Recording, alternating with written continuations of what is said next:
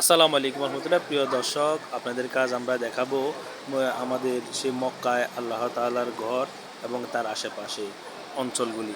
তার আশেপাশে এখন সৌন্দর্য বর্ধন এবং নামাজের স্থানের জায়গার কার্যক্রম চলতেছে। আপনারা ভিডিওতে দেখতে পাচ্ছেন বিভিন্ন জায়গায় ব্লকেট দেওয়া হয়েছে, ব্লক করে করে এই কার্যক্রম চালাচ্ছে তারা, উন্নয়নমূলক কার্যক্রম, সৌন্দর্য বর্ধন।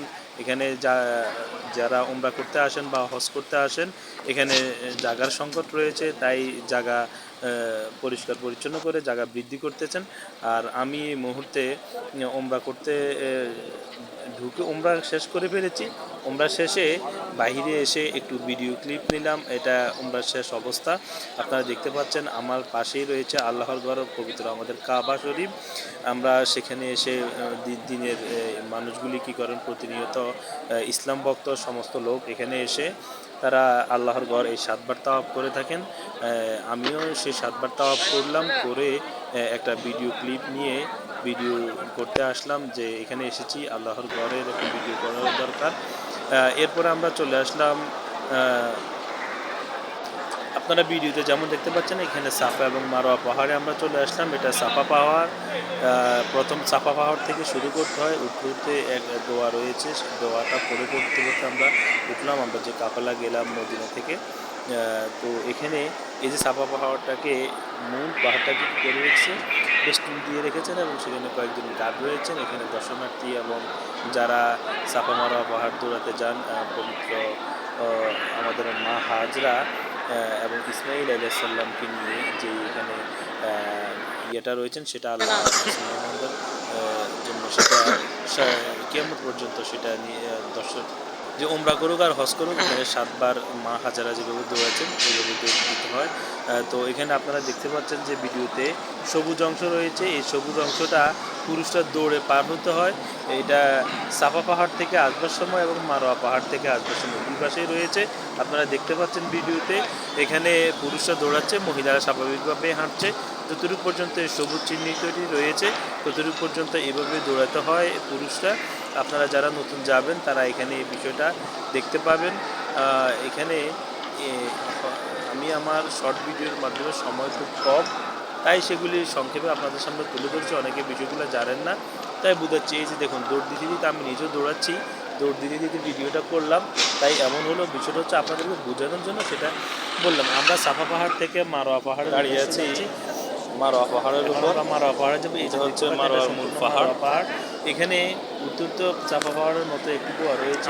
এখানে মা হাজারা যেভাবে দোয়া করেছিলেন, সেভাবে দোয়া করে আল্লাহর কাছে হাত তুলে দোয়া করলে সেখানে দোয়া কবুলের স্থানগুলি এবং মুসলিমদের জন্য অন্যতম পবিত্র নিদর্শন দেখাই। এখানে অনেক মারোয়া পাহাড় হজ করতে আসছেন, দেখেন আমরা তারা পাহাড়টাকে টাইস দিয়ে মারোয়া পাহাড়ের উপর পাহাড়টা হচ্ছে পাথরের, যাতে মানুষ বা যেখানে সেখানে যারা দৌড়াতে যান হজের নিয়মের অনুসারে হিসেবে সেখানে যাতে তারা গিয়ে এই পাহাড়ে ব্যথা না পান, সেই জন্য সম্পূর্ণ পাহাড় টাইস করা। সামান্য একটু পাহাড় খোলা রেখেছে দর্শনার্থীরা দেখার জন্য। আমি নিজেও গেলাম এবং এটা নিজে ছুঁয়ে দেখলাম। এখানে অনেকেই উঠে নামাজ পড়তেছেন কাবা দিকে ফিরে এবং দোয়া করতেছেন। এই যে আপনারা দেখতে পাচ্ছেন, আমি এটা হচ্ছে মারোয়া পাহাড়। এখানে এই পাহাড়টাকে আমি নিজে ছুঁয়ে দেখলাম এবং এখানে আমি ভাগ্যক্রমে ছোট্ট একটা পাথর পেয়ে গেলাম, যেটা আমি এই যে আমার হাতে নিয়ে আমি আমার ব্যাগে রাখলাম। আপনারা লক্ষ্য করলে দেখবেন এখানে অসংখ্য অসংখ্য লোক রয়েছে যাদের সাফা এবং মারোয়া পাহাড় দৌড়ানো শেষ হয়ে গেছে 7 বার, তারা এখানে আসছেন। এই স্ক্রিনে যে বাইকটিকে দেখতে পেলেন, এই বাইকটা অনেক বছর আপনারই লোক। আমরা 4 জন মিলে একটা কাফেলা হয়ে গেছি, মা হাজারা এই পাহাড় এবং যাই দেখছেন এখানে সম্পূর্ণ পাথরের দেশের মানুষ, বিভিন্ন দেশের মানুষ। না কিছু এটা হচ্ছে মূল পাহাড়। অনেকেরই বিশ্বাস মতে তারা এখানে 2 রাকাত নফল নামাজ পড়েন, করে আল্লাহর কাছে দোয়া করেন, কারণ আল্লাহ নাকি ঐতিহাসিকভাবে এটা একটা রহমতের পাহাড়, দুইটাই সাফা এবং মারোয়া। তো এটার দূরত্ব বেশি না। সাফা এবং মারোয়া শেষে আমরা যখন মক্কা শরীফ থেকে বাইর হয়ে যাচ্ছি, আল্লাহর ঘর কাবা ঘরের এই দিক দিয়ে বের হলাম, দোতলায় উঠে আমাদের হজের আনুষ্ঠানিকতা শেষে পরে দেখলাম যে কীরকম মানুষ হয়, কারণ হজ করার সময় এগুলি আসলে খেয়াল থাকে না, তাই এখন চোখে পড়লো আর আমি ক্যামেরাবন্দি করে নিলাম। এই জন্য ক্যামেরা বন্দি করে নিলাম, যাতে আমার একটা ভিডিও তৈরি করতে পারি এবং এই ভিডিওর মাধ্যমে আমি বিশ্ববাসীকে জানাতে পারি এটা। তাই আমি এটা আমার ভিডিওর মাধ্যমে ক্যামেরা বন্দি করে নিলাম। আর ক্যামেরা বন্দি করেই দেখতে পাচ্ছেন আমি নিজেও আছি, আমার ওমরার আনুষ্ঠানিকতা শেষ। এখন শুধু পুরো মাথা সাফাই করবো, যেটাকে আমাদের আঞ্চলিক ভাষায় বলা হয়ে থাকে মাথা নেড়া করা, সেটা করতে যাব। তো যখনই আমি আমার ওমরা শেষ করলাম, এরপরে মাকামে ইব্রাহিমের পিছনে এসে 2 রাকাত নফল নামাজ আদায় করলাম। এরপরে নিজের মন মতো দোয়া করলাম।